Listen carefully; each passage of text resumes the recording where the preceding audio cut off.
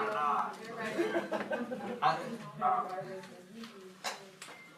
Elon, could you remind members of the public their telephone and so we can continue the meeting? Yes, sir. If the members of the public, if y'all can please silence y'all cell phones, so we don't have any interruptions during the meeting, that would be much appreciated. And then board members too, remember, please move the microphone as close as possible so you can be heard on the live feed. Thank you very much. Can you present your superintendent report, Dr. Elon? Yes, sir. So it's gonna be a little longer than usual, and that's gonna be a good thing. And I'll try to get through some stuff relatively quickly. But I'd first like to draw your attention to our favorite subject, and that's COVID-19. We have in your packet a set of documents. I had already emailed this to y'all or texted it to you. I'm not sure which. And it's some data. It's some data on the COVID-19 numbers for the state of Louisiana, divvied up by parish, and it's week by week.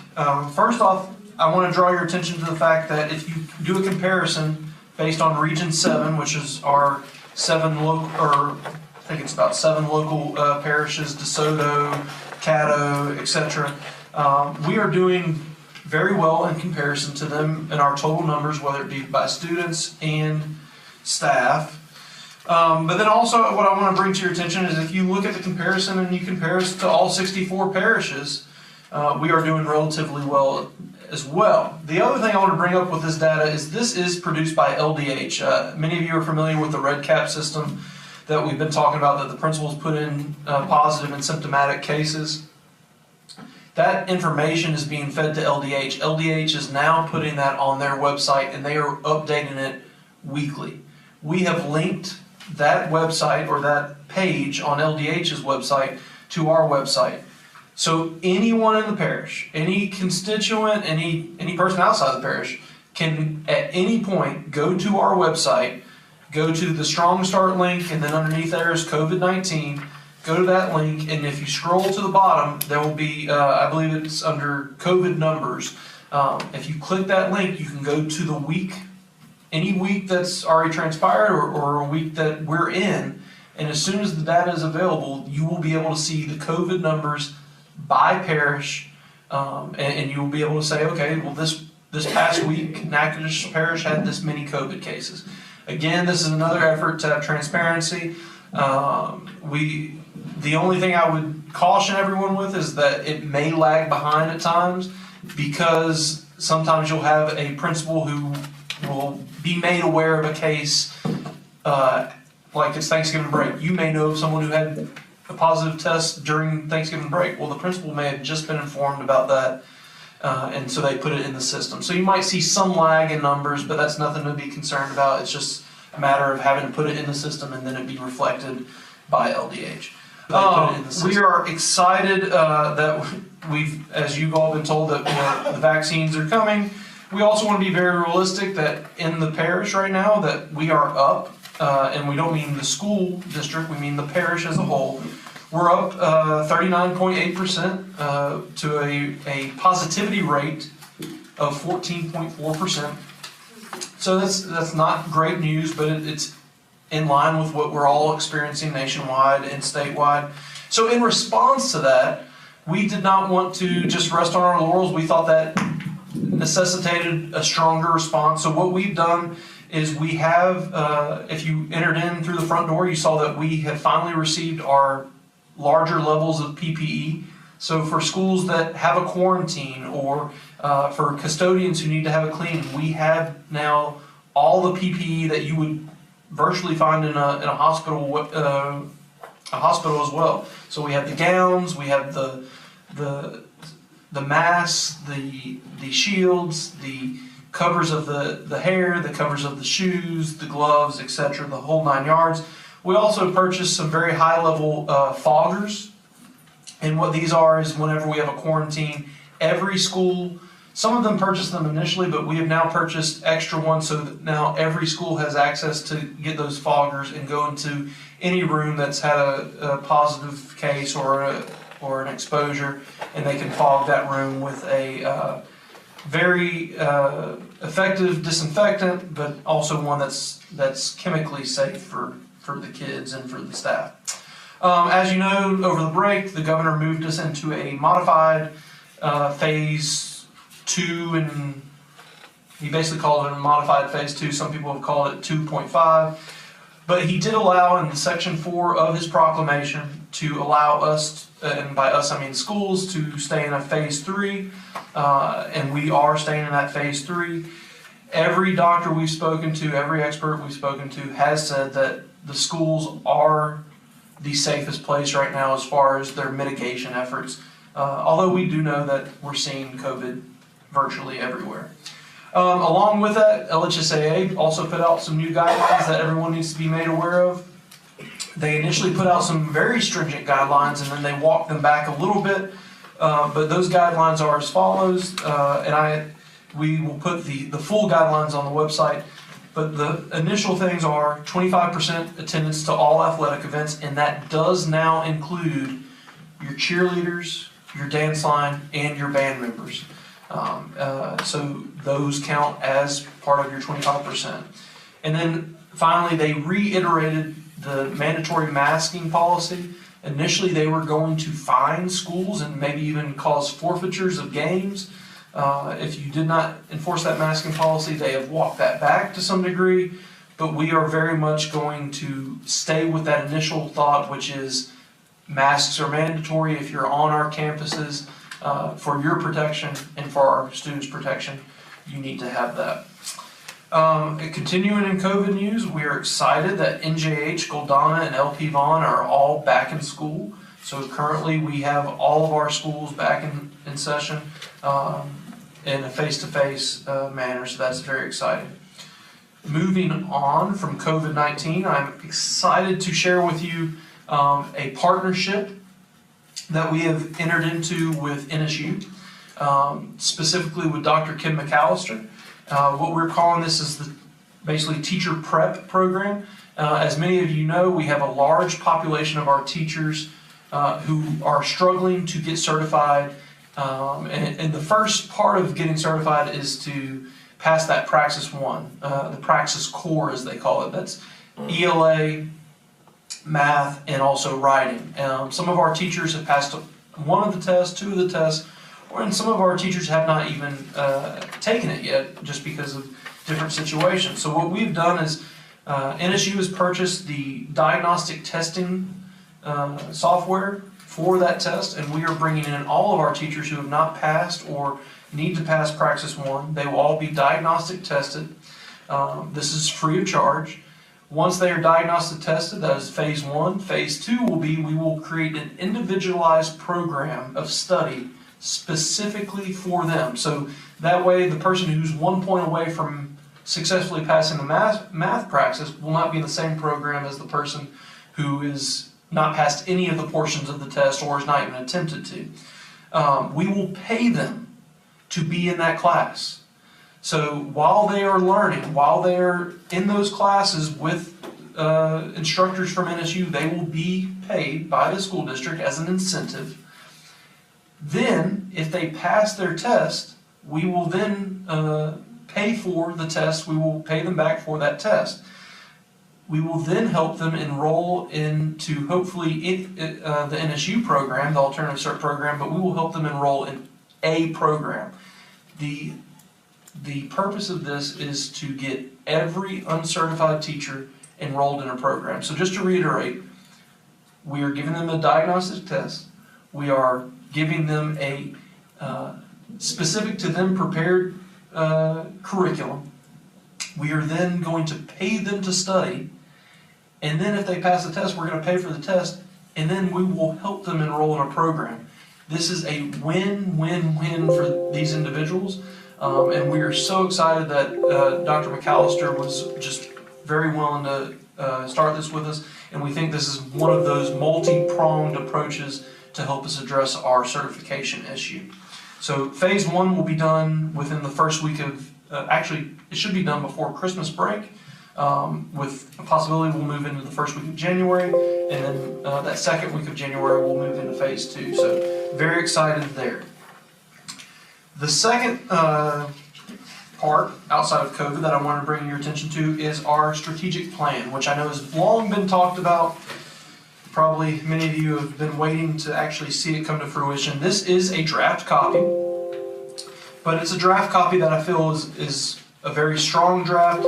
A draft in the sense that we want you to look over it. We want you to critique it, to give us feedback. We will also be giving draft copies to the schools and having them share them with their teachers.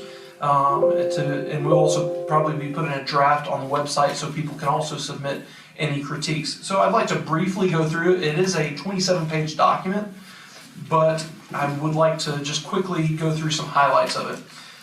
The name of our plan is Ready, Set, Grow Natchitoches, NPSB's Plan for Excellence. And then you see over the next few pages pictures of our local folks, no stock images, and then our table of contents, which is obviously what that is. Next is a message from me, which kind of details our need for that, and I'll let you read that if you'd like to.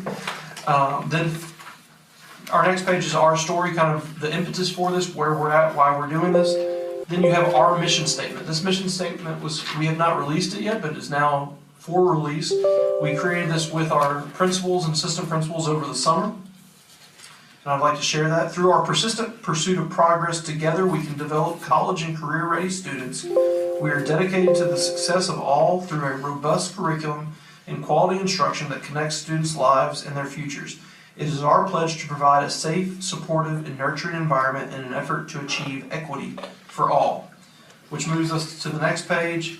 In our vision, we like short visions that can be remembered, roll off the tongue, and our vision is persistent pursuit of progress. It's short, it's small, but we feel as though it's very powerful in the sense that what we mean by that is every day, every person, whether it's Lee Wascom, Pat Rock, Grant Eloy, board members, students, teachers, etc., are always trying to improve, which we believe that's what education is all about. Our major district goals, these 6 goals are in alignment with the state's goals. They are, number 1, for students to enter kindergarten ready. Number 2, students will achieve mastery level on third grade assessments and enter 4th grade prepared for grade level content. The same is true for number 3 for 8th grade assessments and 9th grade entry. Number 4, students will graduate on time. 5, graduates will graduate with college and or career credentials. 6, graduate eligible for a TOPS reward. And again, those were initially the state goals that we adopted because we want to be in alignment with them. So, then we get into Natchitoches Parish, our framework for success. If you notice, we have 8 areas for our framework, the top of which, most importantly, is our academics. We go nowhere without academics. If you proceed clockwise, it's recruitment and retention of qualified folks. Our 3rd one is early childhood education. Our 4th one is technology. Our 5th one is culture. 6th is community relations. 7th is communication. And 8th is finally business operations. So, if you go in each area, we have areas that have more pinpointed, more granular goals. So, if you notice, we said everyone's going to be on grade level. Well, if you look at goal 1 for academics, and we have multiple goals that are very measurable, and most of these are 5-year goals. Goal number 1, increase assessment index for high school on English 1, 2, Algebra 1, Geometry, Biology, and U.S. History as measured by LEAP 2025 by 17.5 points over the period of 5 years. What we did with that is we looked at what does it take for us to be an A district. Well, right now, we would need to get that to we'd have to improve 17.5 points on our assessment index. So we divide that over 5 years, and then we get our goal from year to year. I'm not going to go over all these because I think I would bore you with some of them, but just real quick, improve leadership capacity through all leaders, departments, and schools. And you can see we get so granular that it has action steps for each one of those. Hire director of academics, we did that. Create a culture of reading at every school.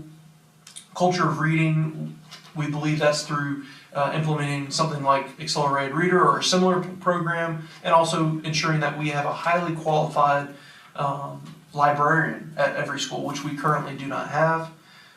Define what it means to be an effective principal. We've created what we call the NPSB framework for effective principals. It's a very research-based, data-driven document that tells you exactly what it means to be an effective principal. And if principals in this district follow that framework, they're going to be amazing principals, which I think they already are, but it'll be even better.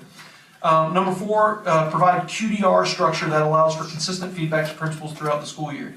That's something I especially want to highlight because the QDR is a fancy way of saying our quarterly data review. Any district that is moving forward is looking at their data on a consistent basis. They're looking at the data saying what are our strengths, what are our weaknesses, and then they're going back and adjusting their practice based on where the data is. So every 9 weeks we will be pulling principals in to discuss their data with them. The idea is, and we've already populated this data dashboard as we call it, the idea is that they will be made aware of where their data is, so there will never be any surprises. You will know your SPS before, hopefully months if not a year beforehand. You can predict these things, and then you can, if you can predict it, you can address the areas of need. But not only that, it'll allow principals to populate their teacher data meetings. So if the district is having meetings about data, then that's populating the principal meetings about data, and then that's populating the teacher meetings about data. All in the sense that we are always looking at our data and saying, hey, 4th grade kids they're not on grade level with reading. What are we doing about it? What are our action steps? It's fine to say that we're not reading on grade level. It's fine to say that that's a problem. But what research-based, data-driven strategies are we actually using to address those deficiencies? Or are we just kind of throwing our hands up and saying, it is what it is? And I think a lot of districts would never say they're doing that, but in essence they are. Moving on to the next page, ensures that 75% of K-2 students are on or above grade level in math. There's a similar one on the page prior that says the same thing for reading. That means over every year moving forward, we have to improve our current percentage by 10%. And that's a very lofty goal, but that is a goal that if you can improve numeracy and literacy in the K-2 grade levels, virtually everything is fixed. Now, again, it's easy to say, but what is behind that? Well, we believe that we need to have a math and ELA specialist at every school who's assisting the teachers. Because we have a large group of teachers who, whether it's because they're uncertified or for whatever reason, they struggle. And we have to realize that the only way to help them, or one of the major ways to help them, is to support them through professional, consistent, embedded professional development. And that has to be done by an embedded expert on math and ELA. The 9-week progress monitoring system, adopt and implement a research-based RTI math program that works in conjunction with the progress monitoring initiative. So not only are we monitoring the kids' work, but then when they aren't reaching where they need to be, what's our RTI program, our response to intervention that ensures that they're getting where they need to be? And then finally, supporting our Tier 1 curriculum with integrity and fidelity through consistent, strategic, and job-embedded professional development. So not only do we have the folks who are there, but then as a district, do we have a very consistent, very focused, very targeted version of professional development? Or is it this department's doing this thing, this department's doing this thing, and we're all kind of disjointed? It needs to be focused and strategic. You see a similar goal for high school assessment at the bottom. Moving on, I know it's much in everyone's mind, our ACT average. We believe 1.7 points over 5 years, that would get us above the state average, but we believe that's a basic goal. Anything above and beyond that is something we want to go for, and you can see there are 7 action steps that are very important to reaching that goal, and I won't go over every single one of them, but we firmly believe you have to have a plan with this, as I've said before. District graduation rate from 77.8 to 80 by the end of 2021, and the goal is for graduation rate to be at 86% by 2024-2025. I'm going to skip a few of these and go to the page that says decrease CIR UIR schools by 70% with 30% on track to exit. And we believe that can be done within the next 5 years as well. And finally, that'll get us off the academic goals. There's some I skipped there, but I wanted to be able to get you to the next area. Retention and recruitment. Decrease the number of uncertified teachers district-wide by blank percentage. We believe within a 5-year goal, and I'm sorry, you can write it in if you'd like, but we believe that we can reduce that by 90% within 5 years. And that's a multi-tiered process. 7 different action steps, and there'll probably be more that'll be added to that. And we want people to also realize that this is going to be a living document. We want to be held accountable to this document.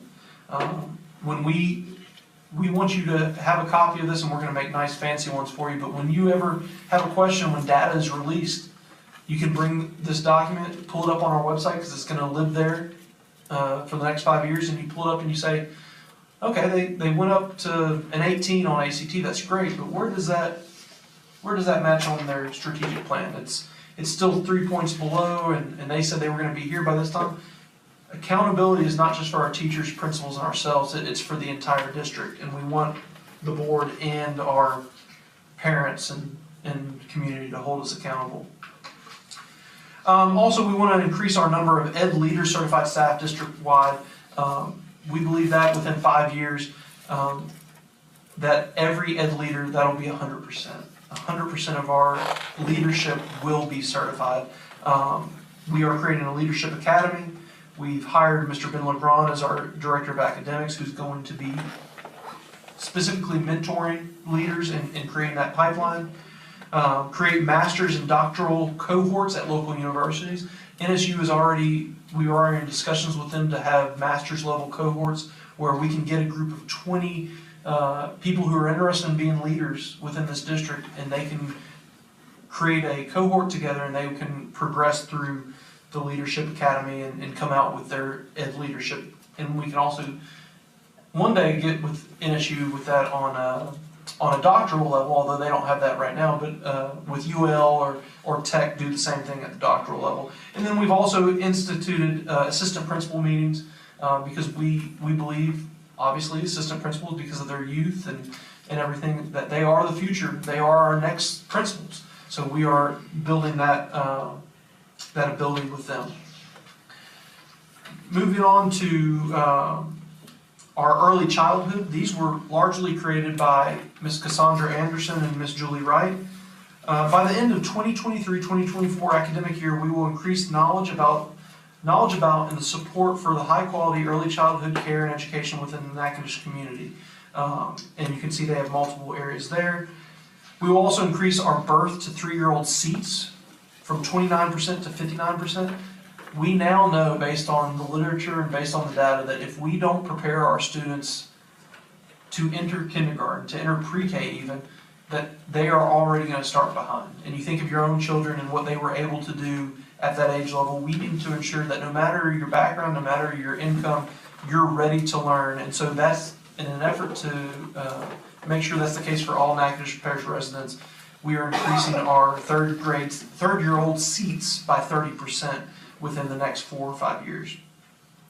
And then also, we want to retain those professionals at the daycare centers and the early childhood centers, because the longer they stay with us, the more effective they are. And then finally, by August 2022, child care centers are sharing resources and services to lower expenses and increase support and eliminate duplication across the parish. What we've already seen with early childhood is we've seen that all of our early childhood centers have increased their scores statewide to where we are all at the 3rd level. Our goal with all these things is to have all our child care centers at excellence, and then once we get to excellence, to be at the highest level. And if we do that, we believe, again, this will correct a lot of the ills within society, but within the district as well. Technology, our biggest goal right there is to maintain our 1-to-1 student ratio that we've been blessed with.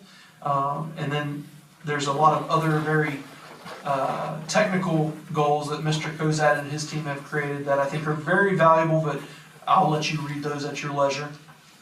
If you move on to culture, we want to create a culture of academics in this district.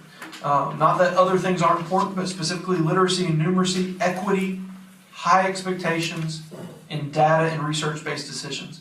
If you want to know the culture of Natchitoches Parish, in our vision, it is literacy and numeracy, equity for all students. Every student, no matter, again, their background, their socioeconomics, that they receive the same high level of education.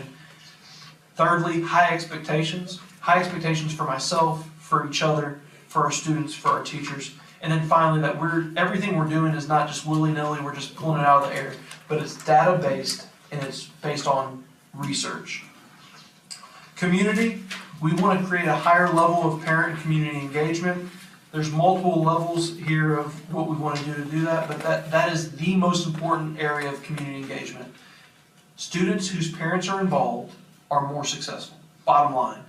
And many of the folks in this area will say, well, some parents just aren't going to come. Well, that's not good enough. We are going to be creative, we're going to be innovative, we're going to pull in businesses to help us, and we are going to reach people where they need. If it means going to any neighborhood and doing things in the neighborhood because parents aren't willing to come, or does it mean we get them to our schools by feeding them, whatever it takes, we are going to overall improve our parent involvement in this district, and you can look at the action steps there. Communication, Ms. Paris created most of these. It's basically about, we've already built the framework for our communication. We feel as though we're doing a good job, but what can we do to continually improve that? And she has numerous goals for improving our engagement of community members, engaging our families more, and also engaging people more on our social media platforms. And you can, again, read those at your leisure. And then finally, thank you for following me for this long, but finally, fiscal responsibility, or the business and operations area.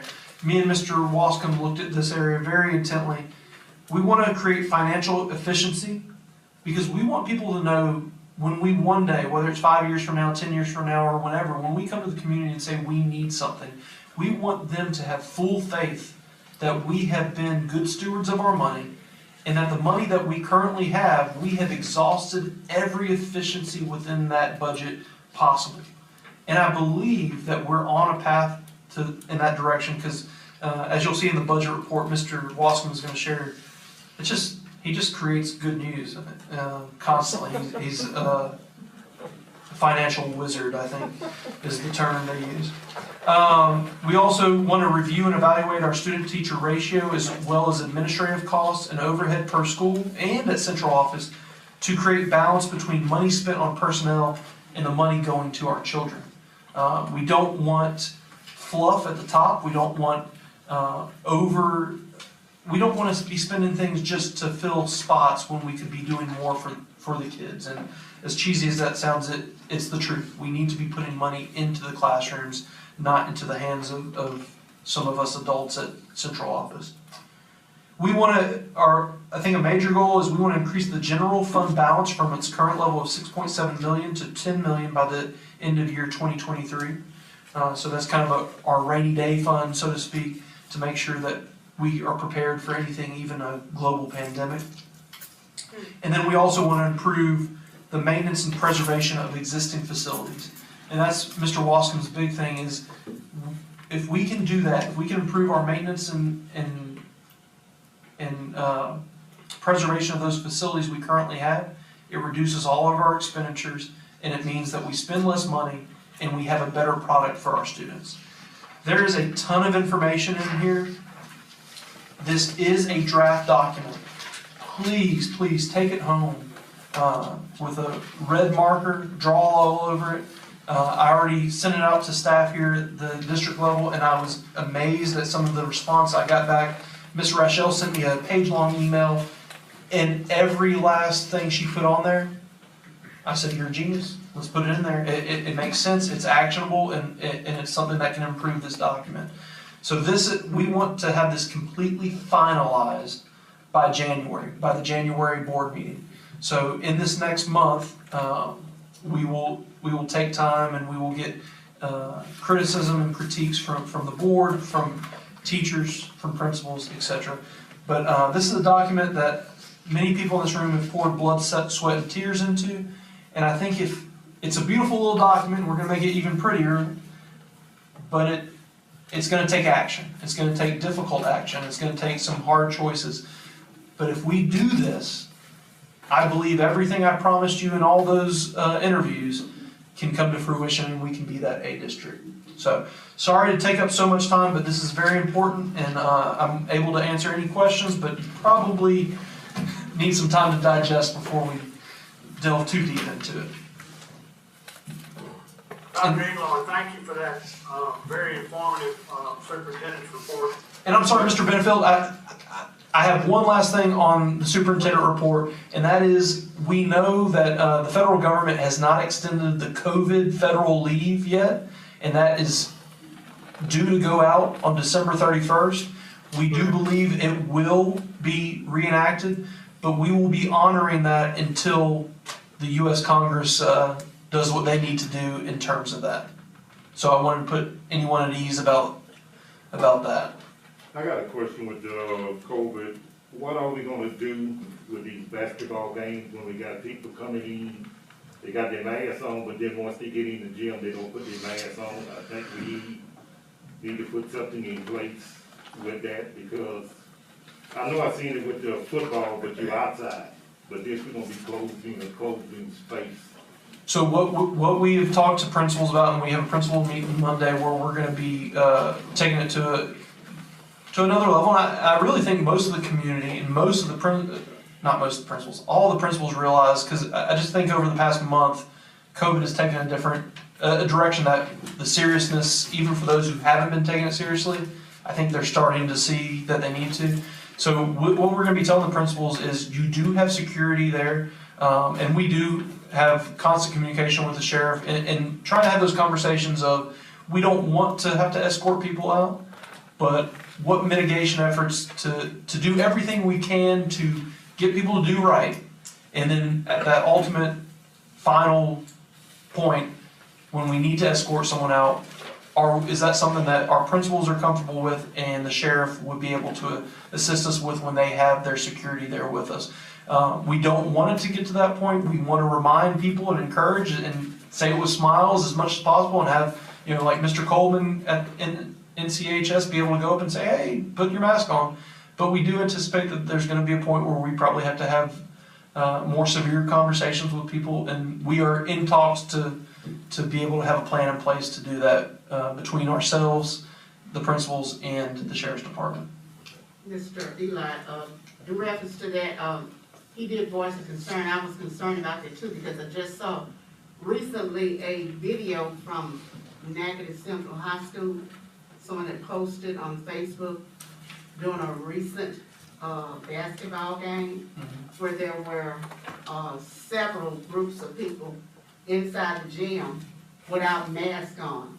A large congregation sitting in various spots, and that's a dangerous situation. So I think we do need to make sure we do enforcement because of the status of COVID here in Natchitoches. And for something like that to happen on one of our facilities, there's a liability for the school board. Is that correct? Involved. So the principals do need to make sure the enforcement is there's some technicalities there that I don't want to get into because you're right. Although legally we are covered because it's a non-academic and LHSAA covers the athletics and Bessie covers the academics, which is a weird area, but we are taking the stance, no matter what Bessie and LHSAA says, that we believe COVID's real, it's here, it's affecting people, and we're going to take a strong stance on that. Those images that y'all saw, I've seen as well, and we've had conversations with the folks that are able to enforce that, and that was an impetus for us to have a more stricter stance. Because I think we were, to some degree, we were relying on people's good graces and intelligence and rational thinking. And unfortunately, some people just aren't willing. So, the deal is if you come into one of our events by virtue of purchasing a ticket, you are saying you will go by our guidelines, and our guidelines are you will have your mask on during the event. Thank you. Dr. Eloy, we actually have already done some of the things that you just talked about in your superintendent report. We talked earlier how many people that we, uncertified teachers are now in a program, is that correct? And Ms. Page gave us a number, 2 months ago. Mm-hmm. And so I think right now we have probably about, say 60, 65 that are not in a program, is that correct? You're probably closer to a total of uncertified folks in the district in the mid 70s, because this goes up and down as the year goes by. As far as not in a program, I had that, and I have that number on my desktop, and I can have that to you exactly by Thursday, but it should be less than 60 who are not in a program, I believe. And Ms. Page, Yes. but I can have you that exact number Thursday. But I have to let you know, and you're aware of this, that is a 40% reduction of where we were a year ago. So we're making great strides.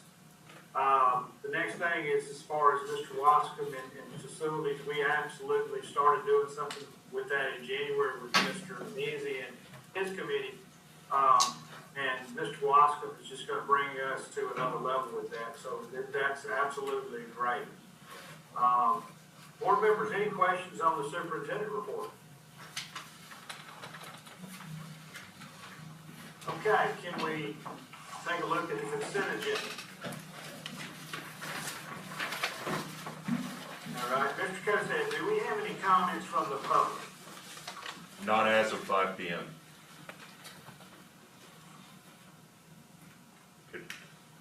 Can you repeat that? No. Mr. Cosette said on email, not as of 5 p.m. Sorry. Okay, great, thank you.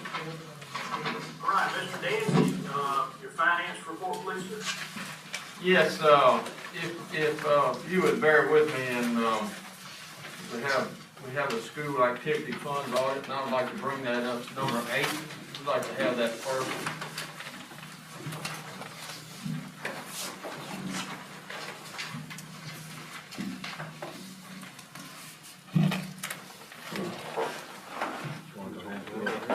Where would you like us to stand? Do you want us at the table so he can see us? He's saying it does not matter. So if y'all want to stand at the podium and speak, Mr. Benefield, Mr. Reverend Harris, y'all can hear? Okay. All right. Good. Good Hand it evening. over to Thank Roger. y'all for the invitation to be here. Can everybody hear me fine? Yeah. Yeah. I'm here tonight to present the annual audit report for the student activity funds.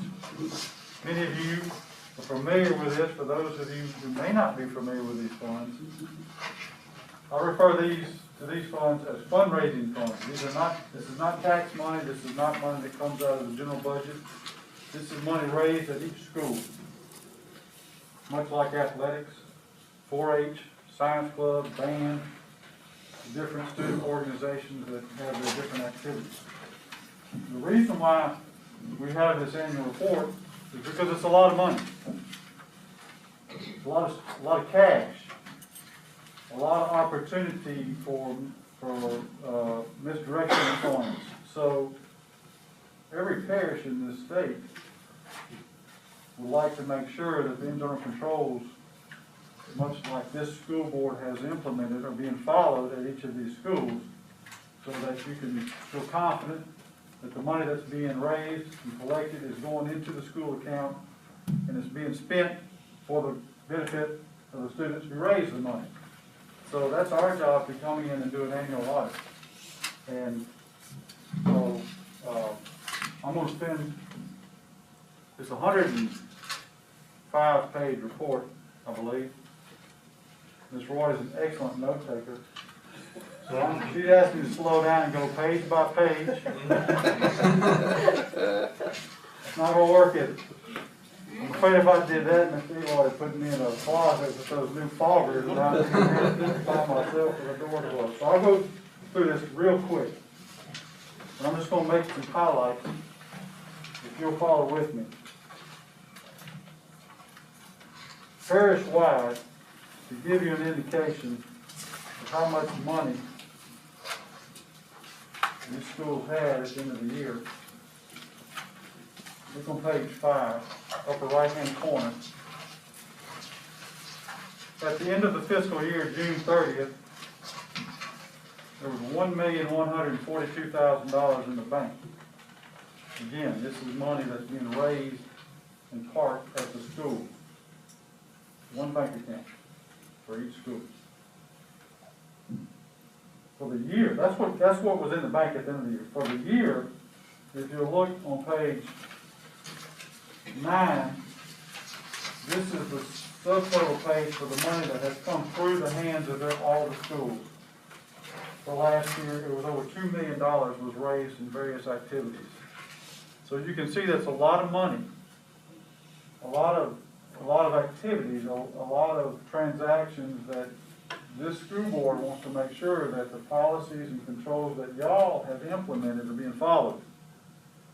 So that again, money goes where it's supposed to go, and it's spent for the benefit of the kids who raise the money. That's the two overriding goals of your controls that you've implemented, or that you put in place at these schools. So that just kind of gives you an overview financially of what's happening in this parish. What you really want to know is not the dollars. You want to know, are those controls being followed? And so that's really the meat of what my report is, at least my presentation to you tonight. In the very back of this report, starting on page 101, we have summary of audit results. Now the good news is we have different definitions of what findings are. I will tell you that for the student activity funds, we didn't really find any material weaknesses that you need to be alarmed about. But there's always some internal control matters that we want to point out, bring to your attention, that Mr. Wascom would like to follow up with at each of the schools. Dr. Elo would like to follow up at each of these schools and make sure that they're just continuing to improve these controls. On the next page, 102, I believe it is our report on some of those findings. And we broke them down into basically 4 areas. They seem to be the same areas every year. They're getting a little better. And I will tell you that the last year was a different circumstance. Everybody knows after football season what happened. Things started shutting down. People started going about their business in different ways. And so we expected to see some things happening. Number one, the ticketing at athletic events. There was a lot of different things going on post-football and basketball and baseball, which got shut down. Softball got shut down. So revenues dropped. Perhaps ticketing controls were changed a little bit. People weren't coming to help out as much. So yeah, we saw some errors in the way people were handling gate money at athletic events. There was several instances where ticketing was not being followed right to make sure that everybody was coming through was paid.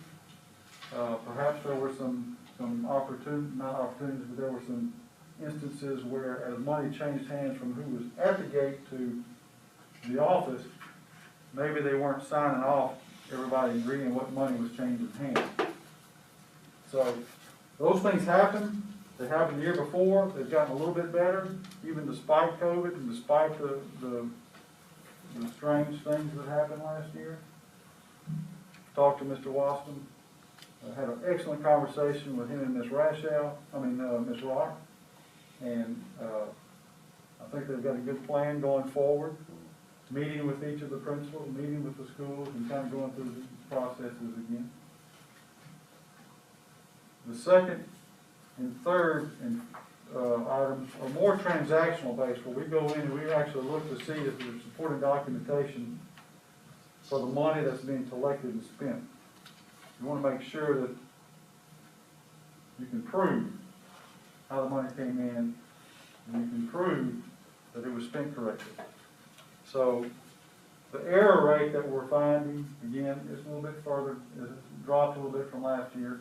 But it is still something we want to point out. You got to continue to go to these schools and remind them what these controls are, what they need to be doing to make sure that they're following the rules that you have set.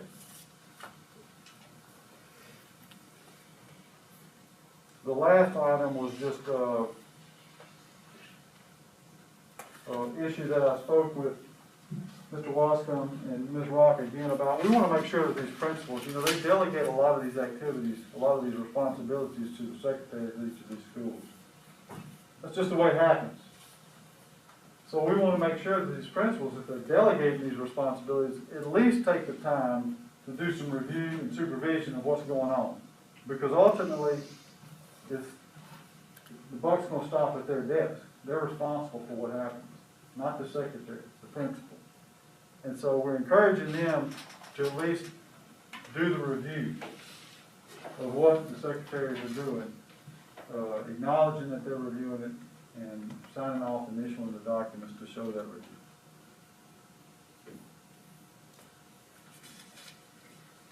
Any questions? Was that brief enough, Ms. Roy?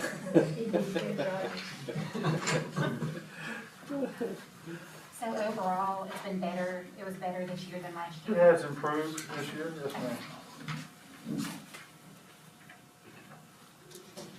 ma'am. Well, I thank y'all again. I'm right across the field of parking lot, so if anybody ever has any questions about this report, please feel free to contact me. I speak occasionally throughout the year with Ms. Rock, and I'm sure I'll be speaking with Mr. Wascom too, as he fills the new role. So I'm looking forward to continuing to help, and I thank y'all again for letting me come and present this report. Thank you, Mr. Cunningham. Appreciate it. Thank you. Item number 1, take appropriate action on bids. We had no bids that I'm aware of. Item number 2, receive transportation report. Mr. Matthews.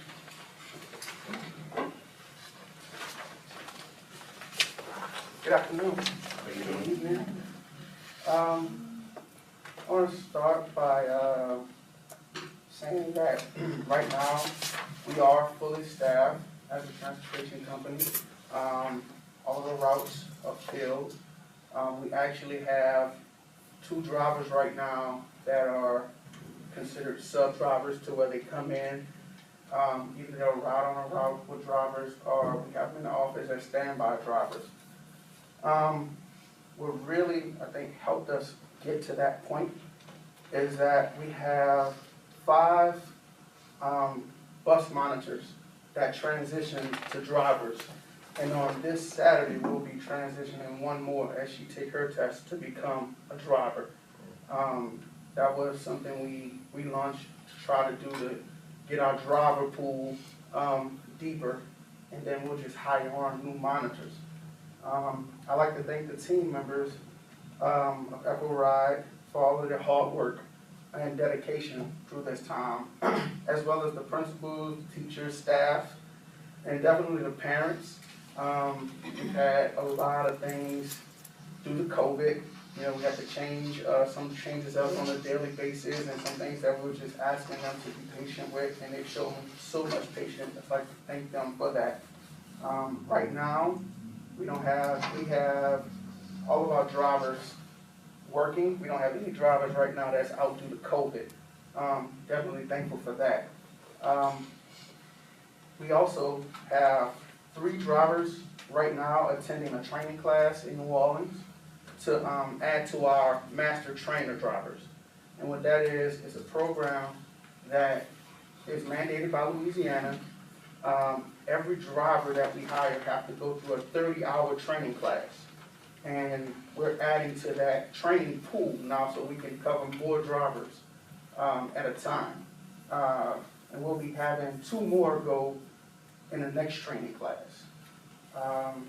And right now, that's how I do. Any questions? Mr. Matthews? Yes, ma'am. As part of your training process, when the drivers have completed the training and they got the city of, with the training, and they're put out on the road, they're given route, and put out on the road. What's the policy for ride-along for new drivers? The policy right now is 3 to 4 days. We were having issues with that before we were fully staffed. So we would have the gentleman that actually trains them to go to their third-party test. A part of their test is to physically drive the bus on a route. So we was having him, while he trained them to drive and to back up, drive their route to train on. If they needed more training, sometimes we would put another driver with them when possible. But other than that, they would be on the route. The reason I was asking because I'm always talking to someone, or someone's always calling me about a various concern. And, I was made aware of a situation where a new driver was placed on the road without having a ride along. I don't know if it's 1 or 2 incidents, but I do know it's one. Yeah, well, There's she a may not have serious had, safety issue there. well, she may not have had a ride along that day, but she definitely drove that route as a trainer. You understand what I'm saying? So that was her first time. Every time they drive, there will be a day where they're on the road by themselves on the bus. But during her training, her 40 hours of training, that trainer drove the route with her, without kids. So he trained her on the route. So she knew the route as far as where to go, the turns to make, and where to stop at. She was trained on that route. So by the time she got her license, she had driven that route about 4 or 5 times. And then we placed her on the route to do the route. And I just wanted to make sure that we were, they were getting the proper training, especially when you put a new driver out there, because our primary, goal is to make sure that the kids are safe. Yes, ma'am, definitely, definitely. I've never placed a driver on a route and they wasn't sure of themselves, that they can do it, by themselves. The driver said, hey, I'm not prepared, or I don't feel comfortable. We definitely wouldn't put them out there without someone riding with them. And when they turn those drivers over, when my trainer turned the driver over to me, I'm assured that they are comfortable with that route. When they drive by themselves, there's always gonna be some thoughts that, I can get through it, but they're definitely 100% trained on that route. As far as all of the turns they have to make, all of the stops, none of those drivers have to go out on their first day with a paper in their hand. And that's what I made sure of. They know the route. So at that point, they know the route, they can concentrate on disciplining the kids, keeping the kids calm, and they know exactly where they're going. It's never a situation to where I have to give them a paper route, and now you have 20 kids on the bus, and you're trying to find where you're going off of a turn-by-turn. And Mr. Matthews, it sounds like what you're saying as well is between you and the trainers, no driver goes out for their first time unless everyone, the driver, the trainer, and yourself are comfortable with the Yeah. situation. Yes, sir. Well, I'm just indicating information that was given from a reliable source, Okay. that the driver was not feeling safe because there was no ride along and it was a new driver. So I surely hope that the information we're receiving is true and accurate. Okay, but definitely, I'm always open. We always have an open door policy. That driver doesn't have to step forward. If you wanna have that conversation, we can get with that driver, we can talk about it at a different time. But I can assure you that if I asked them and they told me, yes, I'm ready, and my trainer felt that they were ready, we'll put them on the road. If they need additional training, they could come back. If they felt like, hey, I did this, it's raining today, tell me something different, I have issues I found, we'll definitely sit down with them, bring them in, pay them to come and sit down and go through more training. Thank you. I'd rather just keep that information confidential. Oh, it's no problem, no problem, but that's the protocol that we That follow. was concerned because, as I said, our kids, Right, safety is number one priority for them. definitely. Thank you, Mr. Mayor. You welcome. Any other questions? I have a question. Sure. Could you talk to us a little bit about the PPE that's offered to your employees? Do they have adequate equipment? Yes, Constantly. we have an abundance of the disinfectant spray, that we first started out with this year. We have all of the masks for the gloves, for the driver still. We've just recently added more masks to the buses now for the students. If they were to come to the bus without a mask, at the beginning of the year, we would put them on the bus, isolate them, get them to the school, and the school would issue a mask. Now, we're actually giving the students the mask when they come to the bus. That's something Ms. Page and I worked on, and we have an extra 10 masks on every bus right now. So the drivers are responsible for sanitizing the bus after their morning route, and then sanitizing the bus after their PM route as well. When we were out for Thanksgiving, I brought in about 3 drivers to go through and sanitize every bus, just over the holiday break. Just to make sure that when we started back from Thanksgiving, everything was done under my eye. So, Mr. Matthews, I think it'd be beneficial for the board, when a driver does run out of PPE, what's their process for getting more from y'all? We have a gentleman that refills all of our sanitation every Friday. If they run out before Friday, they call us and we either bring it to them or we have another driver at that school bring it to them. If they park on the yard, we go and refill it ourselves. But he checks every Friday, no matter what.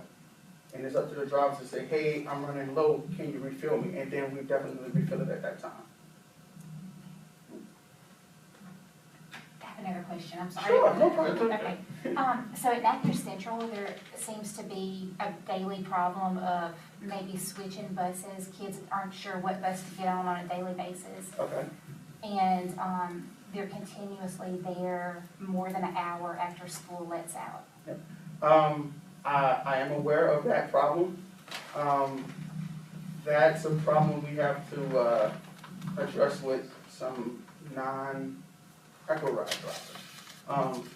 Mr. Eloy is definitely aware of that situation. Echo Ride, we have definitely we've implemented a different approach to it. So we send 2 buses. There's a split because we have a driver that's out. It's a boy driver that's out. Right now? Right now, yes ma'am. His route is covered, but then we sent another driver to help out. It's just unfortunate that driver has to finish his route to go and help.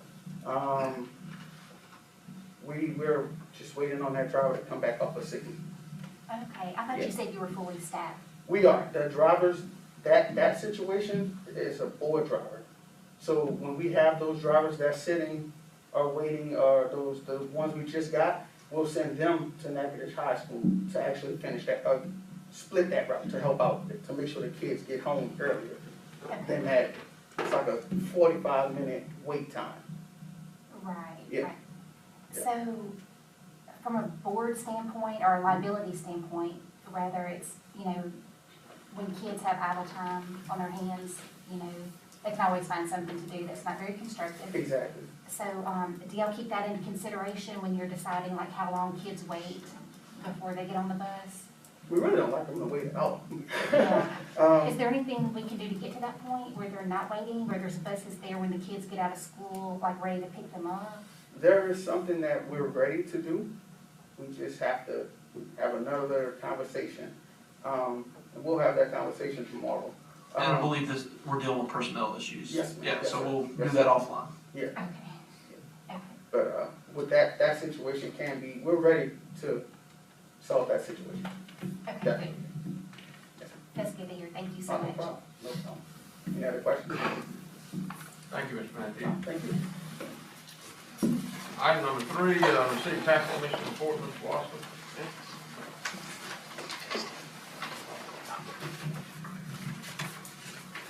Okay, I have, put in y'all's package here, tax commission report that Jeremy McWhorter gives us. Some good news, still even with COVID, things are still looking overall up. I'm on, well, they're printed front to back, and, so I'm now on, what is the, page 3. And you see the month of October, the red colored bar is the current year, and the blue candy cane bar looking thing is last year. But, overall, listen month by month, we need to go year to date. About 4% on the next page for the year. And this year starts in January. This is a calendar year, which differs from the year we do financially. So we're about a 4% increase, 4.11% increase. I'd like to really go back to, all the way to the back. Here's a report called, the very last page, called fiscal year sales tax distributions. This is July, August, September, and October, so this is the year we are actually fiscally in. This is also the cumulative number, and we have collected, if you look on the second to last column at the very bottom, as of the end of October, we've collected $372,485 more than last year, and it's a 6.45%. I normally would ask that the board make an adjustment because it's over the threshold of 5%, but since, as you see, it's in decline, I'm going to hold off because I think here in a few months it'll be underneath the 5% mark. If y'all are okay with that, I think that would be best. It looks like that right now, considering the strength of the decline, it's going to be a little off for the year. It may be a little off by the time the year ends. We'll just have to see how December goes. December is a big month. We receive the December funds in January. December sales get collected in January. We receive them 1st of February. So give us a few more months. We'll see where we really are with sales taxes because the next few months of sales are big. So I think realistically, overall, we've done well with sales tax collections, considering everything that we're under and how some businesses out there. I serve on the tax commission, and the reports are pretty much if you have a hardware store, you're doing great. If you have a restaurant with a drive-through, you're doing great. If you don't, you're struggling probably. The mom and pop stores are all struggling enormously. Very thankful so far that the Christmas festival has been able to go off and give the opportunity for the people on the river on the front street to have reasonably close sales to last year. I think they were down over 30 to 40% over last year, and now hopefully they'll get closer. So I'm just hoping for the best success for all the mom and pop stores in our town in general, and that includes the parish as well. But what seems to be really suffering are the downtown, actually throughout the entire town itself, the mom and pop stores. Okay. Auto car sales are up. Let me see if he included that report in here. I did not see it in his report. He usually includes that one. He did not give it. Auto sales were up dramatically. I can't explain. Auto sales were up. Sales tax collections and automotive sales were up like 200,000 in 1 month. It's just dramatic. So some of these increase in sales tax collections are in automotive sales. Automotive, because all these dealerships giving these big discounts and cheap lower interest rates and all that, trying to get Well, it's all working. get all the 2020s off the lot, So, are there any other comments or questions regarding the tax commission? When do the teachers get their tax check? Well, okay, good question. Do we have the amount, Chad, did we get the program working? We're working on it, they'll get it by the 15th. What's happened is we switched to a new payroll program. We have a unique way in which we calculate our sales tax that other parishes, so we have to get a program. It did not work very well, so they had to go to basically doing it by hand in July. We switched to this new program last February. They hope they have everything fixed. We made some preliminary runs today. First look wasn't hopeful, but we'll see. We may go back to the hand system. So we'll do it by hand, it'll be later. Our goal is maybe first of next week. That's the goal. Okay. Okay? But So, no later than the 15th? We will not be later than the 15th. Trust me, all the people working on this also get a sales tax. So we're all financially interested in getting that. But we are trying to get it down to the teachers particularly as soon as possible, because we know that it's wanted. Mr. Walton, just to, because I am not a financial person, but I think you put it really well to me earlier in the week, is that the system we have for the accounting does all the same things for every parish. But we are the only parish that calculates our sales tax checks in a very specific way. Correct. So they had to code it specifically for us, and when one thing goes out, the only people who can fix that are those folks, and it's just very cumbersome. We have 600 and some odd employees. Yeah. That, when you're doing it manually, it takes a long time. But we're hoping that the whole system will be fully functional. That pretty well wrap it up, Chad? You talking about checks going out for December the 15th, the tax checks? They are, we will have them out Okay. before then, for sure. Thank you. But I know everybody would like to have them out by the next 5 or 6 days to a week. Our goal is next Monday or Tuesday. That's our goal. Okay. And hold me on it, but we will definitely have it out by the 15th. Unfortunately, you just said that in an open meeting, so Yeah. I think you're gonna get quoted on. I know, it's a goal. Okay, item number 4, receive the budget update.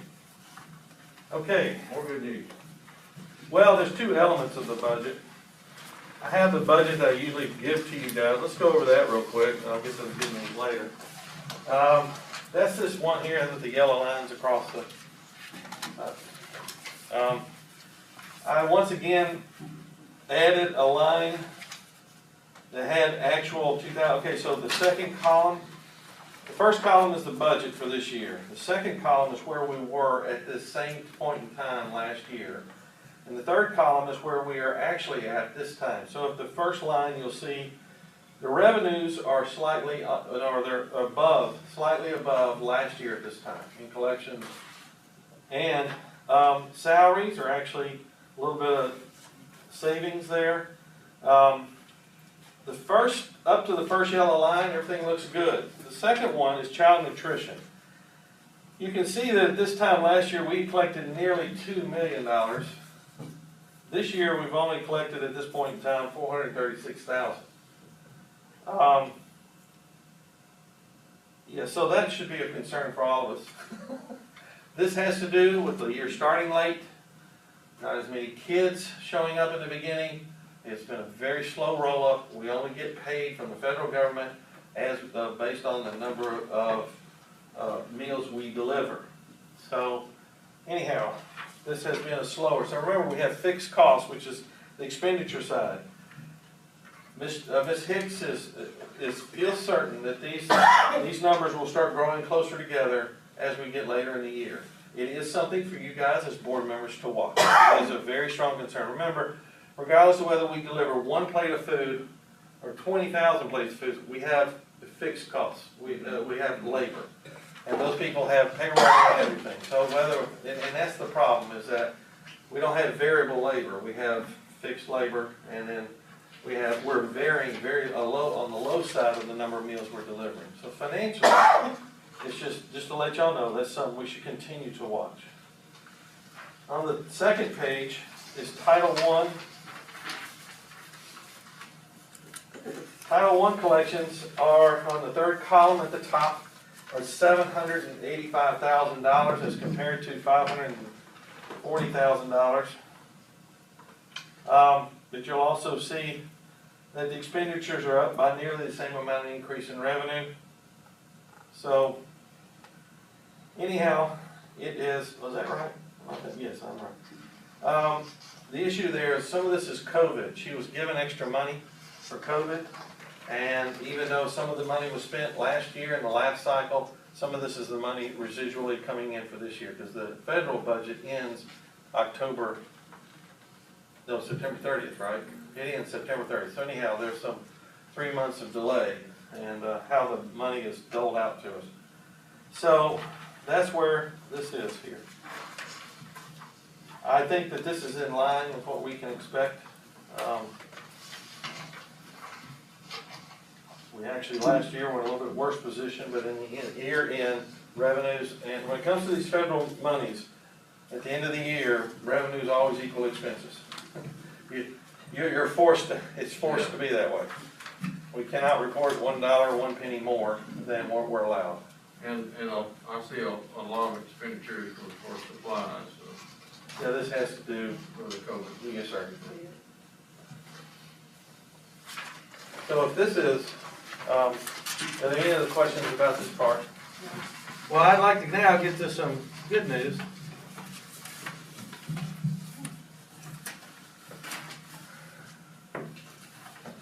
And what I'm about to present to you guys surprised me, but I spoke to Tim Page and went over the expected tax collections through ad valorem. The purposes of this discussion, we're not going to talk about ad valorem taxes we raised for bonds. I did not touch that area, okay? And I can break this down should anybody want to full drill down into any of this. But there have been a lot of things that have gone on, the most surprising of which happened in Consolidated School District number 7. The taxable value of the money that they tax for ad valorem tax went from 54 million to 56 million to 75 million in 1 year. It's a $19 million taxable jump. So it has to do with gas infrastructure, utilities infrastructure. Y'all remember we were talking, well, thinking years ago that DeSoto Parish was fortunate that they had all this gas infrastructure. And you're now beginning to see a taste of what it was like for them. Except only in the northern strip of our parish is this going on. If this were going on throughout the parish, this would be a dramatic impact on all of us here. So, just in this one corner of our parish, the Ashland, is it right? Ashland Goldana area, just this one piece of our parish, we had a $19 million worth of increase in value. It's a 34% increase in value of that entire area. 34% increase. That's great. So, with that said, that $19 million is also added to the general parish-wide taxes as well. So, I would now like to present to you guys, and I have presented it to you all in separate paperwork.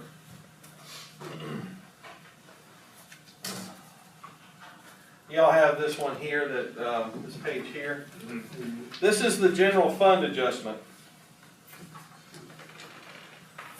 There is a constitutional tax and what we call renewable tax.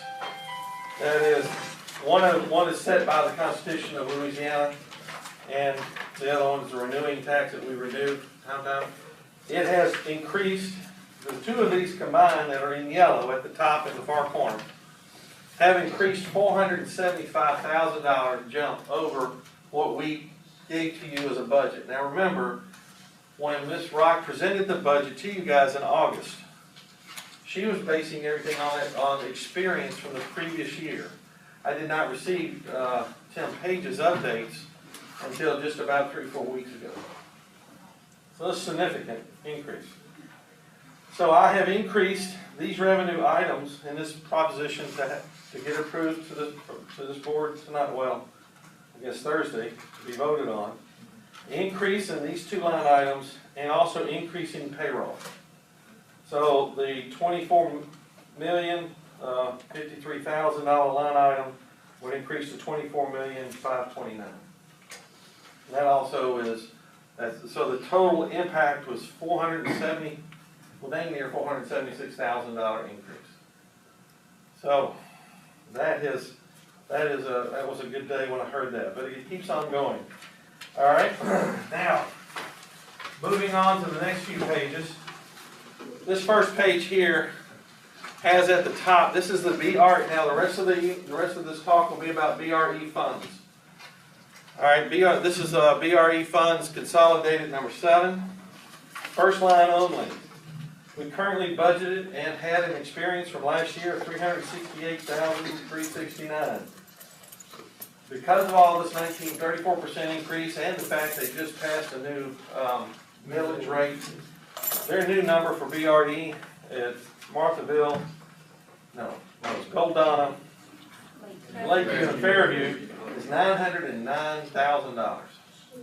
It is a $541,000 increase in VRE funds to be spread across those three schools. I called Tim Page several times to verify. I have documentation. It is legitimate. Now, if you'll keep flipping through about 3-4 more pages back, you see the end. Now, we just spread the expenses throughout what we thought would randomly happen for that, so that it continues to balance. So the next one is consolidated district number 8. First top line item, column 1, is what we adopted at $85,918. The revised budget is $120,526. So that's Providence Hall. And that's a $34,608 increase. Mr.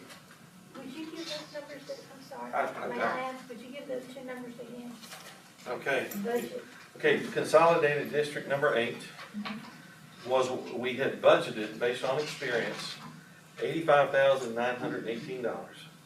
The new number we would like the board to adopt based on Tim Page's report is $120,526. Sure. Okay, let's go to district number 9, which is just one page over. We've currently adopted $1,366,380. We'd like to raise that to $1,520,889. $154,509 increase. Now, that's the inner city schools VRE fund. That's actually still probably not enough money. I'll be honest with you. That's all our biggest schools. However, so keep going. Let's see, 1, 2, 3. It's just the very last page. Some of mine tore off here. Here's Marthaville. Sorry, mine's separated from my page here. Hang on a minute. You need this one, well, just what does it say? Here it is.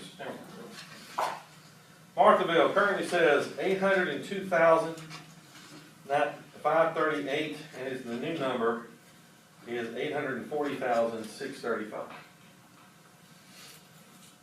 The total of all of this, $1,244,274 worth of budget updates. This is all through ad valorem taxes. This is not the sales tax side.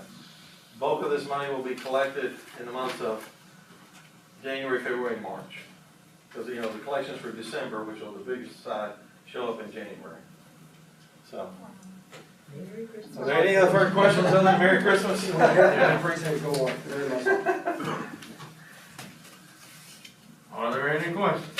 I have a basic random question. Certainly. And I guess I probably should ask Mr. Cunningham, but he presents the budget, his presentation was for the school funds, and then we have another CPA that we use for the Right, general the fund. CPA who just showed up here yesterday.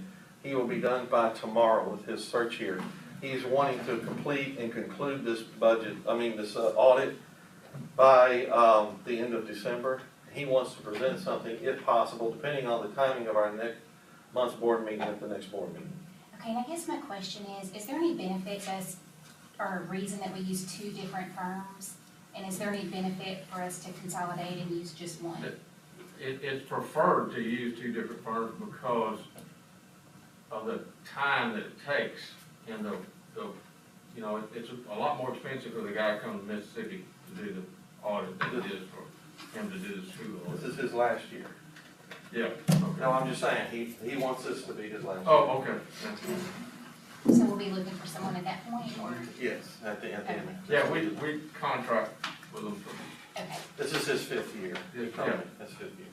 okay. And final year contractually.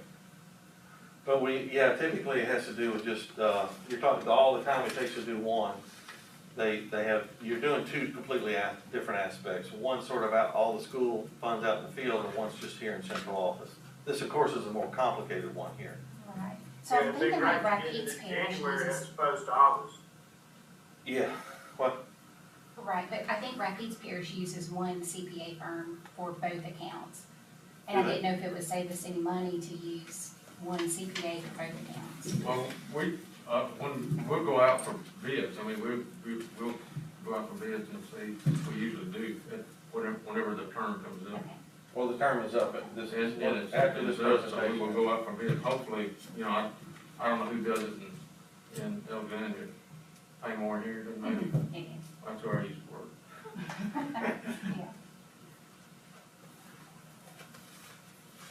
Yeah. Anything else? Thank you again. Well, we have a maintenance report on it, so. Yeah, the main, if you'll go with the maintenance, while you're there. I'll leave it here. Hang on a minute. Oh, here it is. Yeah. Well, the last 2 weeks, just yesterday, they returned more than half of my maintenance department was out with COVID quarantine. Some were actually out with COVID. So, however, I thought a lot went well. This is the list of everything that had been going on. Michael Jocelyn was one of the ones that was quarantined. But he worked with Fred, and it seemed like it worked well. So this is just a general list of all the things that they worked on. Would like to say that the construction at Natchez Central, went to the construction meeting today.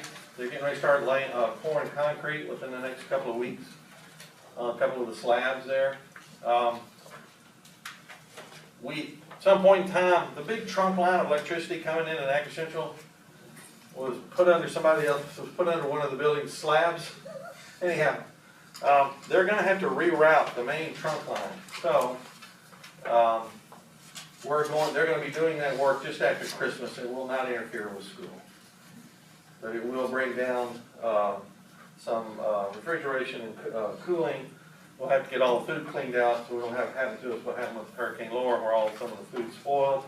That's all been arranged now with, Shauna Hicks, and then all lights will come back on. Also during this time, they're gonna be refitting the fluorescent lights with LED lights. A large portion of that project will be done at this time. So you'll start now seeing slabs being poured. Right after that, the red iron starts going up. So it gets fun. The two buildings that are now tornado-proof theoretically, will be going up as well. So you'll see heavy-duty cinder block going in, and two of our buildings will be able to sustain an F5 tornado hit, direct hit. This is going on throughout the entire, well, at least today he brought up there's 5 states that have all enacted that. We are the first few buildings in the entire state of Louisiana that have this. So, but all future buildings that we build will have a section where everybody in that building can get into and be safe from a F5 hurricane. That was the question I was gonna ask. What's that? That was the question I was gonna ask, was gonna be going to accommodate the. Well, I don't know about the entire population, but at least the occupancy of that building for sure. But if you look at the space, you can clearly cram more people in there. As long as they have masks on. Well, hopefully, that won't be a problem in a few years. Okay. Well, so that's it with maintenance out there. I just encourage y'all to go by and see the buildings as they go up. We're also concluding the project at Natchez Junior High Friday. We have occupancy. They're coming to give us a fire marshal occupancy on Friday, and that's the ball field and all that area out there. Okay?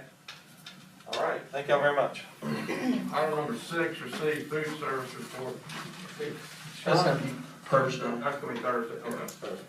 Item number 7, consider a proclamation to the parish of Natchez to repair the roads. Mr. Benefield? Yes, sir. We have been working on a proclamation to actually go to the state of Louisiana to solicit funding to repair the roads in Natchez Parish. However, the district attorney has asked us to reconsider what we're doing and go to the parish first and then to the state. And so we changed the proclamation from last month that was heading to the state to go to the parish. Mr. Dancy, can you read that proclamation for us so the members of the public can hear everything he said? Yeah, let's see. Yes, I would. Proclamation is, whereas there are many documented cases of vehicle damage due to the condition of the Natchez Parish roads, including front-end repairs, whereas there are many roads that do not meet the minimum standards of safety, whereas there are documented cases of parish law enforcement, ambulance service, and firefighters that struggle to provide emergency assistance due to the conditions of Natchez Parish roads, whereas Natchez Parish roads create issues to workers trying to get to their jobs, whereas Natchez Parish roads slowed response time restoring power during and after storms, whereas Natchez Parish School Board buses struggle to safely travel parish roads, creating problems picking up and delivering students on time at school and home. Many buses get stuck on these roads or cannot access them. Whereas the roads in Natchez Parish are in constant state of emergency and present danger to all that use them. Therefore, be it resolved that individuals and groups listed below do hereby advise the Natchez Parish Council to repair the roads in Natchez Parish.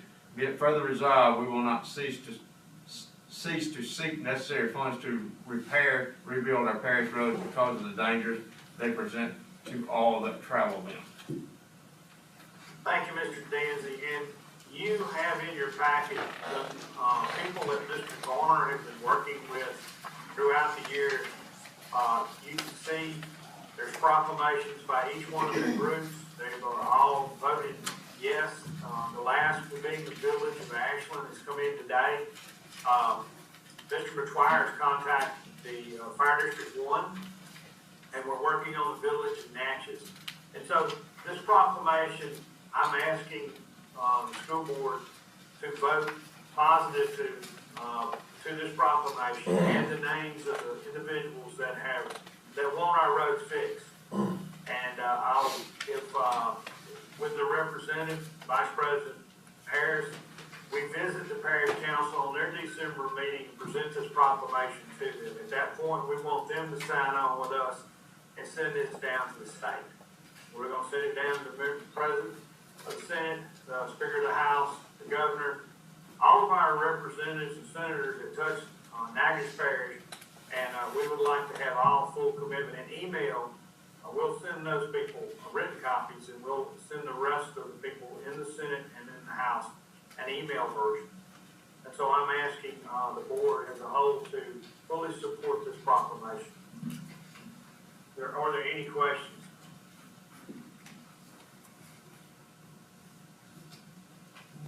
We've been working on this for several months, like you said, and due to the COVID and so forth, it's been hard to get this all together, but we finally got it there. And that's the only way it seems that we're gonna get some help on the roads is to get it from the state level. So I encourage the board to vote on this Thursday night and let's get this moving forward. Thank you, Mr. Garner, for all your hard work. Mr. Danzy, that's all I have on this item. That concludes finance. Mrs. Page, the personnel report. Mr. Danzy, next month we expect the same good news. Yeah. Okay, so in human resources, it has settled down finally. We are usually stable around October. It is now December, but, you know, in the midst of the pandemic, I think we're okay.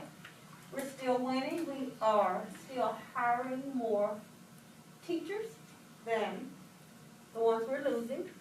We are replacing the people who are retiring or resigning, so we still consider that a win. Everything else is here.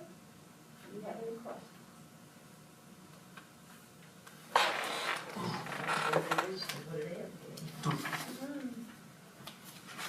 Thank you.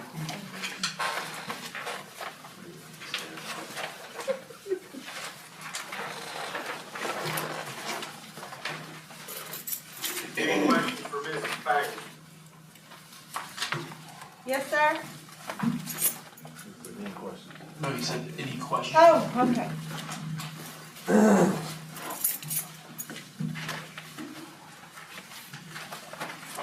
Okay, thank you, Mrs. Page.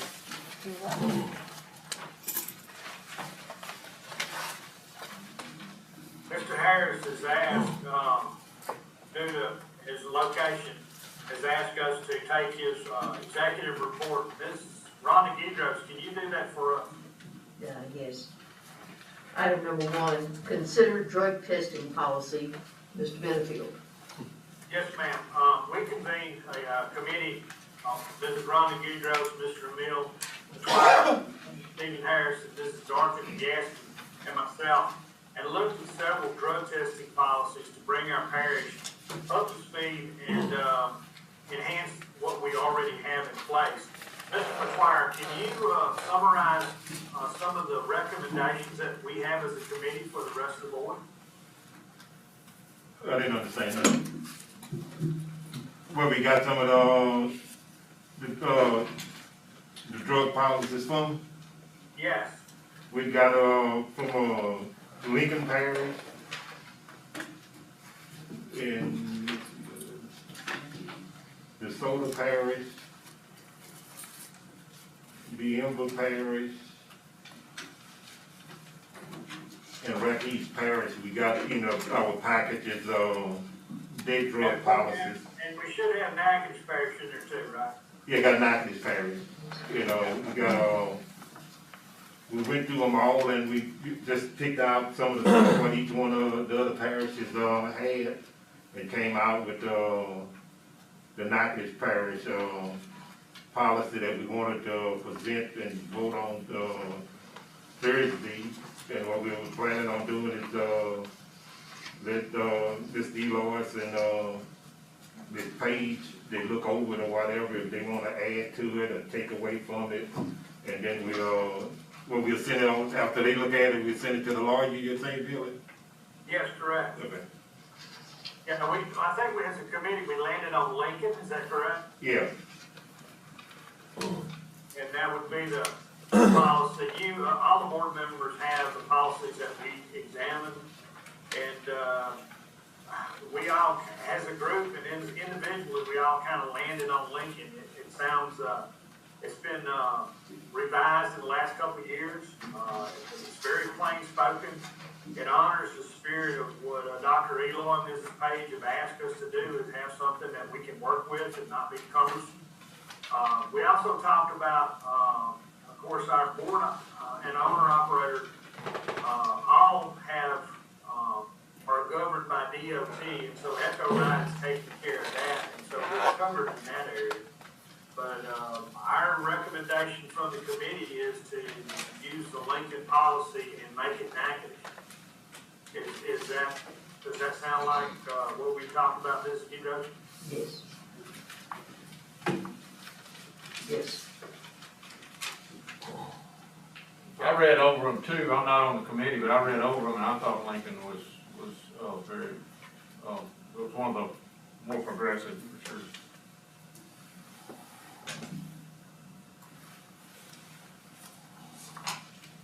Any Further revised. Most recent revised drug policy. and then we say that, cause Ms. Page and, Dr. Eloy is gonna be the one working with it, we wanted them to go across and look at it. And if they think we need to add something to it or take something away that y'all feel like we shouldn't have it, just bring it back to us and we'll, look at it and we can change it or add something to it if y'all want. As well as any board member. Yeah. Can do. Good deal. Anything else? Okay, item number 2 is to discuss the selection process for the new board president effective 2021. Ms. Phelps and Reverend Harris and Ms. Phelps, would you? Yes, ma'am. This January will mark the 3rd election process that we've had together as a board. When we first came on, we voted for Ms. Rhonda. The second election cycle was Mr. Benefield. And I feel like as a board, we've never really sat down and had a conversation of what we expect from a board president. Or, what are some things that we should look for and what things are customary as far as behavior with a board president. So we were hoping to have that conversation tonight, so whenever we do meet in January to elect a new board president, that we could maybe have some questions answered or, just everybody talk about what you expect from your board president. And so that was an item that Mr. Harris and I both agreed on that really should be discussed. And I think one of the main questions I had, and maybe some of the more tenured board members can answer, are there items that are only privileged to a board president as far as information shared that should not go to the whole board?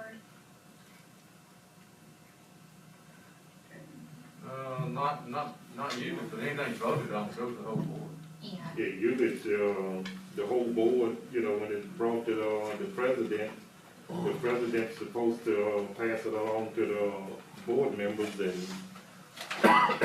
and then we come to a head at the meetings to vote on it or whatever, but we needed, the president's supposed to make sure we have all the information when we come to the meeting. The only thing, Mrs. Phelps, might be if the superintendent contacts the board president with a question as a polling content or something like that. And of course, I'm sure he talks to other board members too. And there's also the one issue with inclement weather. He I think he consults with the board president, but I don't know if there's a whole lot of extra. I think we kind of pass all the emails around. That's the only policy. I mean, now we have a ton of policy, but I know with school closure due to inclement weather, I think the policy does specifically state something to the effect of superintendent in conjunction or dialogue with the board president, but I don't think there's any other policies but that's not a secretive thing either. That's more of just a logistical thing. That's like 5 a.m. decision. Yeah.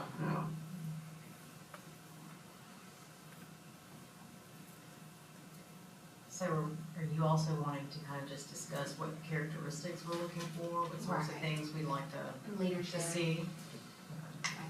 I mean, I'll throw mine out there first. I mean, I think that, good, effective communication, is gonna be essential for the president. Somebody who is going to, effectively disseminate all information in a timely manner and is, respectful of, feedback from others as well.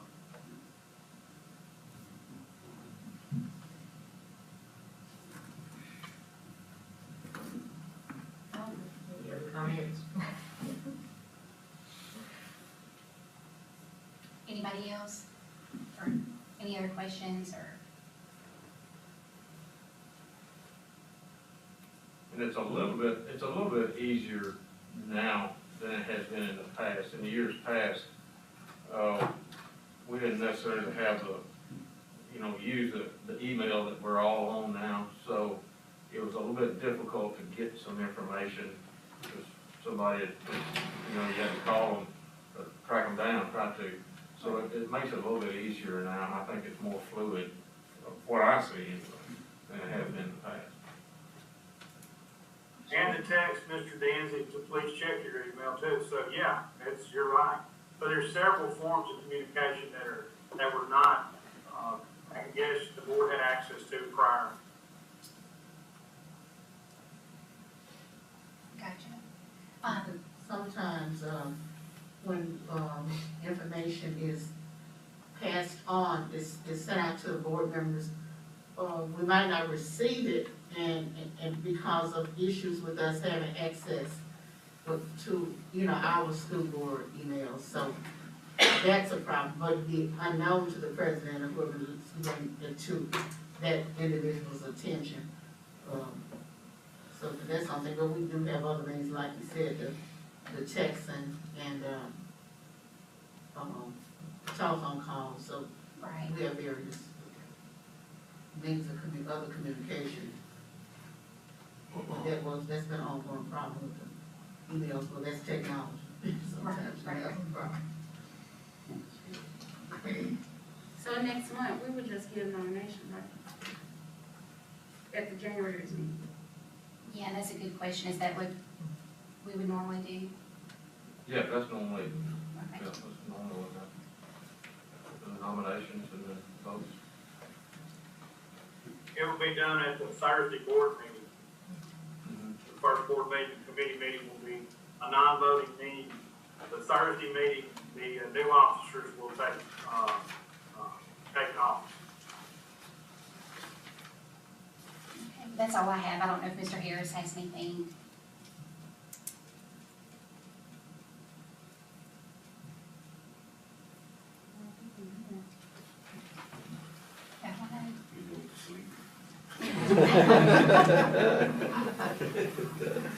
So on Thursday, we'll have the, listing in regards to the modified process or the changes that you all are suggesting to the board, and we'll vote on that. Is that something that we'll be doing on Thursday? With, Voting on the new, suggestions or that you all have discussed? well, I wasn't making any new suggestions. I was just hoping for open conversation of how this process is done and what we expect from a board president. So Okay, there's nothing new that I was proposing at all. It was just a discussion item. okay, And so, so that wouldn't be done until January according to, the vote, yes. Yes, ma'am. Okay. I just was, wondering if we're gonna be looking at voting on, a change in the process as far as suggestions, just like Ms. Broadway indicated that she's concerned about, which I think we'd all be agreeing with that. oh, yes, ma'am. I think too, that would be like personal preference, you know, hoping the next person has those characteristics. And am I restating that correctly? Yeah.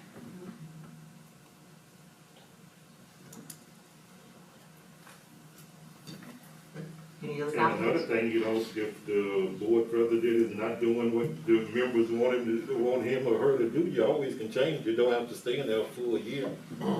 I don't think we have to have a policy that they have to stay in there the whole year. If they're not doing what they do. I don't know we had a policy that they have to stay in there a year or, something like that. If you're not satisfied with what the president did, vote, 6 votes to get him out of there, get her out of there, that's all it is.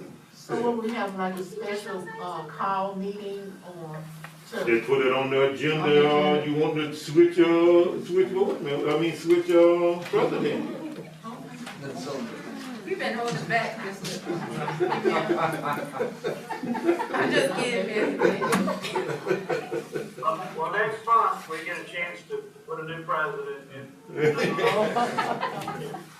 So, everybody has the opportunity to think about what, and thanks for bringing that up, Ms. Phelps, think about what they want to do and what they want to see, so. Any other questions? Anything else? Okay. Item number 3 is to consider approving the Natchitoches Parish School Board meeting calendar for the year 2021, and that is in your packet. Look over that, and if you've got any problems with any of the dates for our scheduled meetings, we'll be voting on this on Thursday. Are you going? Yeah, and I'm sorry if y'all have any questions about that, but we do have one member of the community who came to me and also spoke to a board member. So if y'all don't mind suspending our rules, because she has been patiently waiting, and I think her issue is important. And again, she spoke to I believe she spoke to Reverend Harris, and she also spoke to myself about the need to bring this up. So if y'all don't mind, Ms. Morrow. I'd like to say good afternoon to everybody. I think I know everybody except the superintendent, but I've had an opportunity to meet you, and it's a pleasure. And for the ones in the building that don't know me, I'm Cynthia Morrow. I'm the former city council person for District Number 3, and I'm a long-standing council person. I was there 20 years, and that is long, and the first woman. I'd like to say in our neighborhood, the 400 block of Martin Luther King Drive, we have the old Title I building, which is connected to the old preschool center, which was the old Head Start Center. And I'd like to know what is the future of that particular, those particular sites. I've had an opportunity when Mr. Solomon was here, I met with him. And then I've had an opportunity to meet with Mr. Foshee. I also spoke to Mr. Skinner on several times, and we just didn't get anywhere. And I didn't want to take it and be forceful and bring in the city and ask them to step in to help. So we do have Mr. Wascom, who is the business manager for the school board now. And I'd like for all of you all to look at those buildings. And also we have one adjacent to the old Head Start Center. And I need to know for the group and in the neighborhood, what actually you all gonna do about those sites. And I think you and I discussed who is really the actual owner. We have dual owners, so I first want to try to see if we can get it cleaned up first. And I wanted to present it to everybody in an intelligent manner. And if you want to set up a meeting with me and our committee, I can come back, because we're trying to improve the neighborhood. We have Mrs. Harris, who brought the Office of Community Service in the neighborhood, and it really looked nice at the corner of Trudeau. Ms. Claire Promise, she has a Legacy Cafe, and also she has a school, the Ben Johnson Educational School. So we kind of want to clean it up. We have a minister that moved directly across the street from the old Head Start building, so we need to do something in the area of cleanup. Yes, ma'am. I would love to set up a meeting with you off the books, but if you don't mind, I'd love to, Mr. Wascom, would you give us maybe 2 minutes to explain where we're at with that? Okay, thank you. Just to let the board know, the property that she is speaking of, we own pieces of it. We don't own the whole property. It's kind of odd. The main building is owned by, and that's a discussion as to who really owns that, but we own pieces around that building. This is convoluted. And one of the questions I actually would like to ask of this board is, would y'all allow me to hire a local attorney? We have another issue over here on Parkway that our attorney out of Baton Rouge there's just local dynamics that we sometimes need a local attorney to manage. And just to give y'all a heads up, we're gonna put this on the agenda Thursday, but most boards do have contact with Hammond, Seals and Guys because they are the education attorneys in the state. But then they also have usually enlist some sort of local attorney for these more contextual issues that it takes someone who knows the city, knows the community to really expedite. And so this would actually probably be a cost-cutting endeavor. Yes. Because if we hire a local attorney just for these events, they're gonna do something in half the time and probably for a lower rate than Hammond, Seals and Guys, while still being able to retain Hammond, Seals and Guys for these bigger things we need them for. Correct, and they also know the local dynamics of personalities in the town to help. We have some issues like we have the property on Parkway. We have to deal with that to finish that parking lot. We have the Coochie building, and we have the building she's speaking of. We actually do own full ownership of the other 2 buildings that's broken. This one's unusual. It's wide open.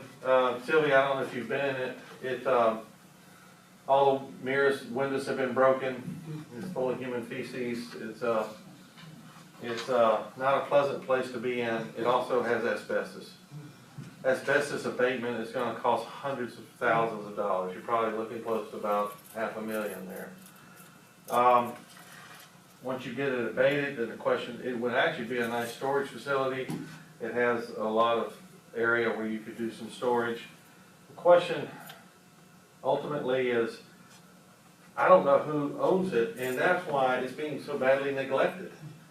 Nobody really knows what to do. I thought that, first part of the year, last year, they came to us and said, we are completely on it. Bessie said they didn't own none of that over there. They told, I thought Mr. Skinner had got, a lawyer to look at it, and they say we owned it to complete the thing, and we voted to demolish, the board voted to demolish the building. And it fell through the, cracks since everything been changed around. That's why we voted to demolish the building. Is that right? It was too expensive to do, repair and renovation. We would have to spend out too much money to repair and renovate. It would take more money to repair what we have than just to tear it down and start over. I mean, I'm telling you, it's in bad shape. Head Start, we decided to not move forward. Head Start backed out too, if you remember. Yeah, Head Start, that was. Yeah, they backed out, and they was supposed to have been getting bids to see what it was gonna cost to demolish it. So I guess what we could do, The abatement, still gotta do the best it's like. Yeah. The paperwork I have on my desk is that the ownership was unclear. Are y'all saying that that was figured? So what we can do is, we can look into this between now and Thursday based on the previous board meetings to see if, it sounds like what y'all are saying is that was all figured out. And we can hopefully update y'all Thursday. And Ms. Morrow, I think, if you get with Ms. Revels actually after this meeting, we can put something on the books for, a meeting with y'all. But I think to satisfy everyone right now, because we are getting late and this isn't on the agenda, it is on our radar. We're gonna set up a meeting and we're gonna do some research for all of y'all to see what our next steps are, because it needs to be addressed. But If we gotta spend a bunch of money on it or whatever, we need to just go ahead and demolish the thing, cause, you know. once again, though, to demolish it, you have to do asbestos abatement. You have to do asbestos abatement, and then you have to pay bulldozers to remove it. If it was just a bulldozer thing, it's one thing, but it's the asbestos abatement, where they have to cover it with poly, go in there with hazmat suits, and this costs a lot of money. Y'all might remember that from the 9th grade center. Same exact process. I don't know what the final numbers were, but very expensive. Check those numbers, Dr. Elon, we had bids come in and do it. Mr. Foshee had something going on, so we actually, that's the reason Head Start backed out of the feasibility, so it's somewhere. Okay. Can we donate it to them and get it all completely out of them? We can't donate it, can We got a legal opinion at one point that we could not. we? We couldn't donate it, they had to Donate we had to- properties. yeah. It's because we don't have full ownership, right? But not only that, but I think you have to, there's a statute somewhere, I remember talking to Yeah, but we couldn't, Bob about it, that you have to sell it for the fair market, value, because it Well, I'll belongs to be the honest with you, public. fair market value is about $150. I mean, it's really, no, the land cleaned would be far more valuable than the building with the land. Because the building is a liability. And I think that's where the question comes in, is how much land belongs to who? I think that's one of the. That's one of the all issues. paperwork that I had. So that's one of the things, I really need a local attorney that I can work with, who can go to the circuit court, figure it out, actually get and talk. Because I like resolving the issue with the Parkway property. I'm in communication with Baton Rouge people, but they don't know what's going on? They don't know Mr. Whitehead, they don't know what's going on, and they're not talking. And I need to get a local attorney that can go sit down with them and talk, or at least get with them. So I'm asking if I present an attorney at some point, y'all, do I have to get that approved here? We can do that Thursday, as soon as, I mean, or That's housekeeping, you can add it to the agenda. Yeah, right. All right. Then if y'all are okay, I'd like Thursday to present an attorney that I would recommend to help us with these real estate matters, so to help Ms. Sylvia, resolve this. I'm, not sure how far we'll get to that, but we'll have to figure out who the owner is. Do we have to do bids with it, or you can just go ahead and hire somebody, if we agree, you bring one and we agree with it, do we have to, Billy? I think it's a special services like you hire an engineer. Okay, all right then, that's fine. We need to find somebody specializes in the field. Yeah, with land stuff and, with that. Okay. Ms. Kegros, your report. That concludes the executive report. Does any board member have any questions before we? Okay. Right, we will see you Thursday, and everyone, stay safe. Now it's afterwards.